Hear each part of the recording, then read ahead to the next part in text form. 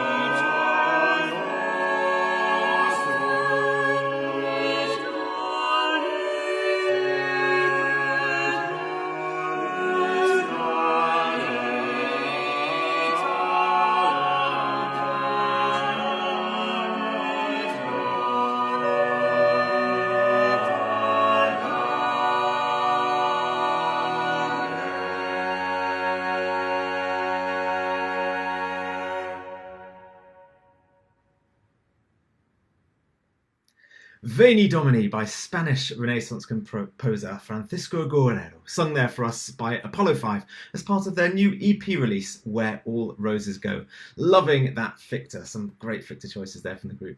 Plenty of lovely comments coming in. Please get on the thread and let us know where you're listening from, perhaps, or indeed if you've sung some Guerrero yourself. I've done plenty, but I've never actually come across that particular motet until Apollo5 brought it to my attention. So get on those feeds and have a chat to us.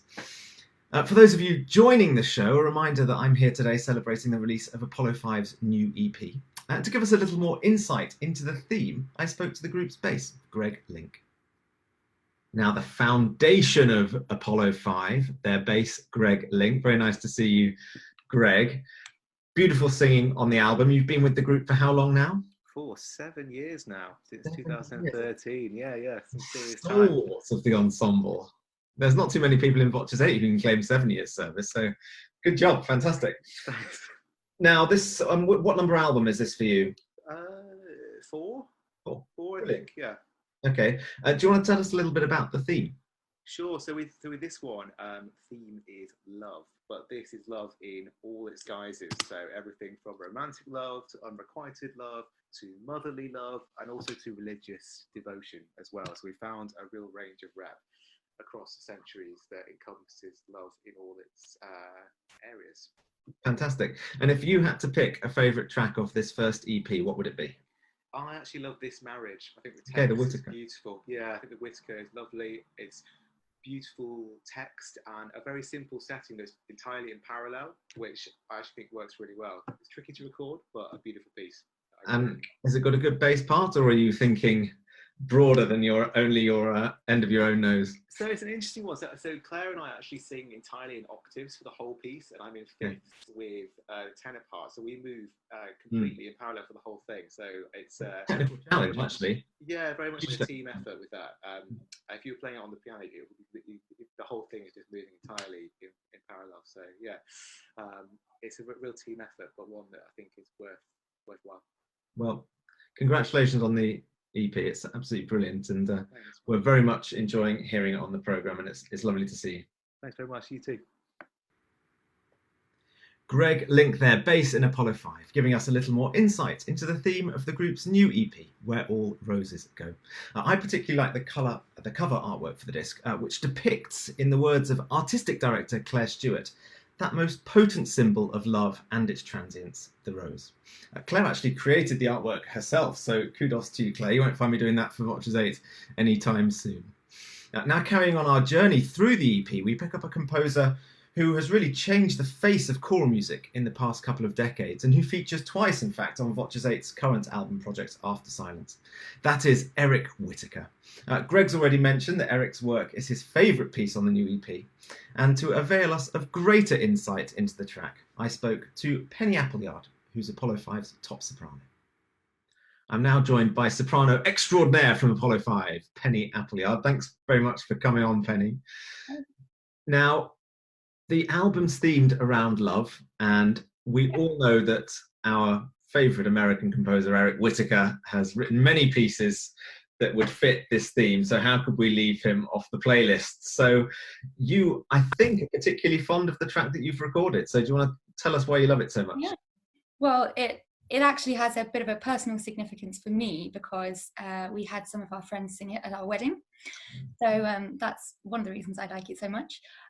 Also, just really fond of how he set the text in this piece, because obviously the music's very, very beautiful, but it seems that he pays particular attention to the poetry. So the music really does kind of highlight the poetry all the way through. Sometimes it kind of produces some quite unusual rhythms, because the music has to almost stand still and wait for the poetry, which is just really lovely. Fantastic. It's poetry by Rumi, isn't it? Yes. Yeah, absolutely gorgeous setting. There's another setting that we've also sung in Voces8 by a composer not so well known as Eric Whitacre, called Ed Rex. So our listeners should also go and see if they can check out that score too. But let's play it now. Let's hear your beautiful rendition. So this is This Marriage by Eric Whitacre.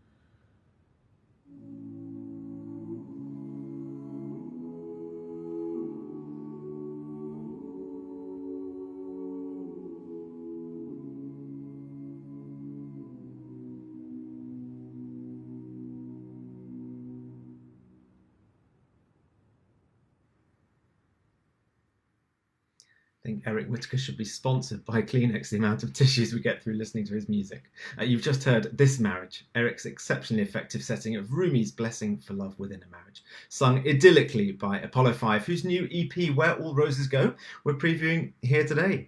Thanks to those of you who've been on the comments. If you're enjoying Apollo5's music, please get on there and hit those emoji buttons, send them in some stars if you like on Facebook, or some super comments on YouTube. Lovely to see so many people logging in. Great friends of the group, Pamela New, my first ever violin teacher. Very nice to see you from the Lake District.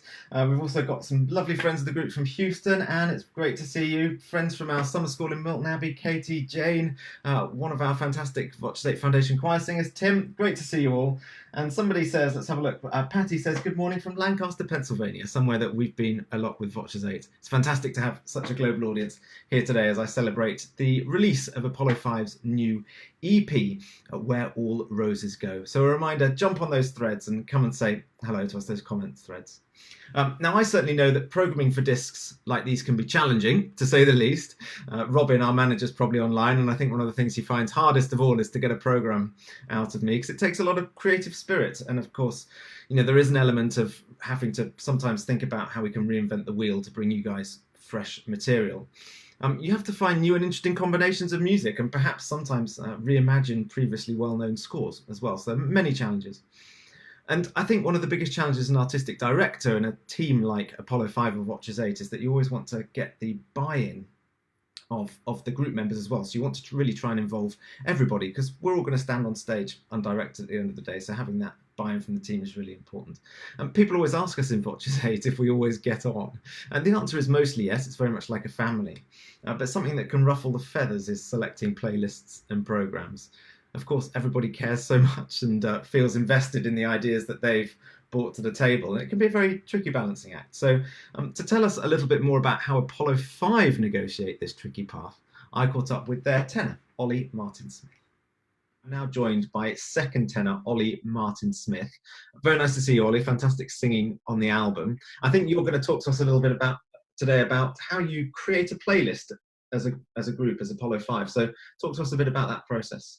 Yeah, so firstly, it's great to say that we're very lucky that we all get on and we work together very well. So we all have some kind of input into creating an album or creating what we would like to perform together. And then when it comes to actually compiling an album, we normally think of some sort of theme. In this case, it's love, which I'm sure Greg spoke about. And we then will call upon what we have in our repertoire already, you know, pieces that are on that theme, whether it's musically or in the text. And then from there, we'll look at what composers could write for us, what we have, associate composers, including people like Fraser Wilson. We've had people, Taylor Davis, Michael McGlynn, and how could you forget my brother, Paul Smith? And of course, Paul Smith, the great Paul Smith. And the great Paul Smith.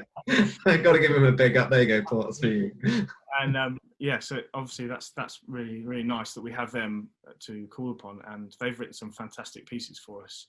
And also arrangements. Your very own Blake Morgan has written a fantastic arrangement of Kiss from a Rose. Yeah, and deal. Yeah, it's really, really lovely that we have all these people to call. So are you honestly telling me 5 of you in a room, you get to program a CD, there's no elbowing, no jostling for position on that playlist? Yeah, there's a little bit, but I think the fact that you just have to be open to it, and if we want to create this unique sound that we have, you've got to be open to everyone's ideas.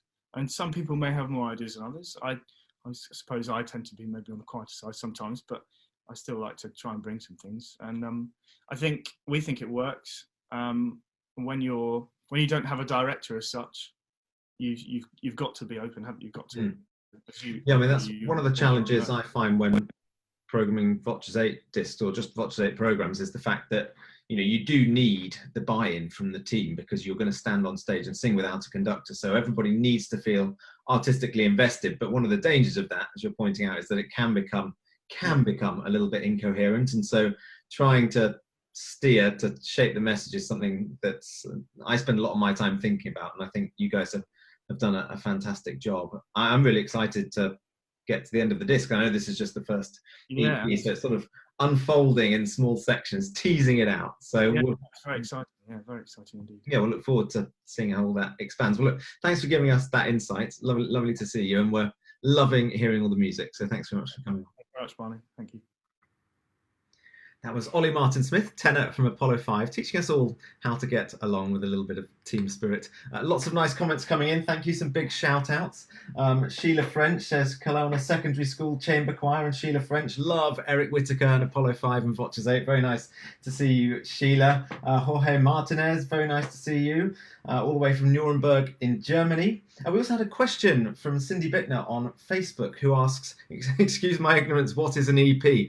Well, I'll tell you what, it stands for extended play, Cindy, and I think it comes from the days of records where you either bought a single or you bought a record, and maybe you'll know more about this than me, with some more tracks in it, which was called an extended play, but perhaps didn't have enough music on it to be termed a full album. And so I think in the modern day, if it's got 6 tracks or less, then it's an EP, and I think there's also probably a rule with the length. So this, I think, is a 5-track presentation from Apollo5, so we call that an EP. Lovely to see so many friendly faces. Jim Clements just logged in. Nice to see you, Jim. He's our arranger in residence, writes a lot for Voces 8, and Franz Herzog, who's a fantastic choral conductor, often hosts us in Graz in Austria. Very nice to see you all. Cindy says, learning something new every day. Well, me too, Cindy. I hope I got that right. So perhaps if I've got it wrong, somebody will log on and tell me. Okay then, so now those of you who know me well will know that I love a bit of early music, and I've played a lot of Bach on my Choral Question Time show recently. I think probably also one of the things I love most about singing in Voces 8 is when we get to do polyphony. So I was thrilled that Apollo5 have included some music by William Byrd on this new release. Not just any piece of Byrd either, it's probably, well, possibly his most agonisingly beautiful work. And to tell us more, I spoke to the first tenor in Apollo5, whose name is Josh Cooter. I'm now joined by tenor Josh Cooter, who is one of the leading voices in possibly my favourite track on this opening section of the album. That's William Byrd's Civitas, Sancti. Thanks so much for coming, Josh. Oh, thank you for having me. It's nice to see your face again. Yes. Now, well, very nice to see yours too, if I may say so. Now, you have recorded Veni Domine, which is the first part of this track, on your previous album, A Radiant Dawn. Yes. Yeah, I've got that right. So you're sort of completing the box set here, I suppose, and putting the second half of the motet on this album. You know, it's really well known in the UK, isn't it? We hear it a lot in cathedral music, but surely one of the masterpieces of Byrd. For you, what's the attraction? Well, I guess kind of it's Byrd's kind of like Talis of his time were kind of both kind of devout Catholics living under a kind of Protestant kind of regime, or at least for most of their lives, which kind of required them to kind of tread a very kind of careful line when composing their pieces. And I think because this kind of emotion had to be kind of so kind of kept inside, you can really feel it coming out in their pieces. I mean, kind of, for example, kind of I think it's 54 iterations of Desolator Est at the end of Civitas Sancti. It's amazing. The first person I know is counted. Yeah, I think I saw the fact the other day. I was like, okay. And I mean, also it's moments where it's hushed kind of Zion Deserta, where kind of all the voices suddenly just kind of come together. I mean, it's just an incredible piece. So it's kind of especially actually also how kind of how Desolate Byrd makes the piece without using it in a kind of minor key as well. It's all in a major key. It's just, I know, it's a really fabulous piece, and we absolutely love to sing it. There's a poignance to it, isn't there? And I think one of the things I like about your performance is the amount that you gain, both the poignancy when it's required. At the moment, I think you mentioned Zion Deserta in the middle of the piece, but then you also grow and explode into this Desolator Est at the end. It's a really fantastic performance. So thank you very much. We're going to play it for our listeners now. So this is Civitas Sancti by William Byrd.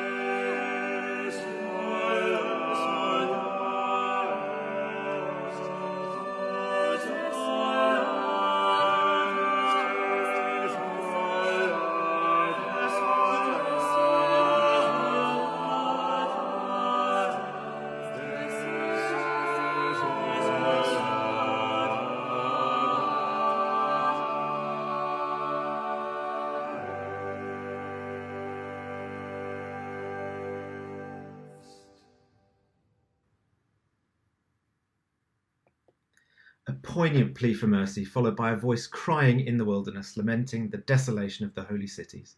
William Byrd's stirring Civitas, Sancti from Apollo5's new EP, Where All Roses Go, the launch of which we are marking today. That brings me towards the close of my presentation for today. Thank you for all of your interactions. So nice to be able to log on and spend time with you all during this difficult period of isolation, and fantastic to see so many friends of our foundation online with us today. I'm sure you'll have enjoyed the music as much as I have, and you can find Apollo5's new EP, Where All the Roses Go is the title, and it's on all of your streaming services now. A reminder that we are here every day at 2 p.m. UK time during this lockdown, bringing you hopefully a moment of respite and friendship. On that note, I can put up the schedule for the rest of this week, and we are back tomorrow with an interactive video from Voces8, which is your chance to learn a song and sing along with the group. Then Paul is online on Sunday leading some interactive music making as part of the Singing Brussels project. Last time Paul did one of these sessions, it was our very first stream actually as part of this hashtag Live From Home campaign. And we had over 1,000 singers from all around the world logged in to make music together. So please come along and get involved in that fun on Sunday. I'm back next Tuesday with my choral question time. So please be preparing your questions for that. I'll also be speaking to members of Voces8 to catch up with what they've been doing during this period of isolation, and I'm speaking to a former member of the group, Emily Dickens, as part of that broadcast. I think it's probably right that we finish with some more beguiling music from Apollo5. So this is my brother Paul's arrangement of the Edo Lullaby, available of course on the group's EP. Goodbye and see you soon.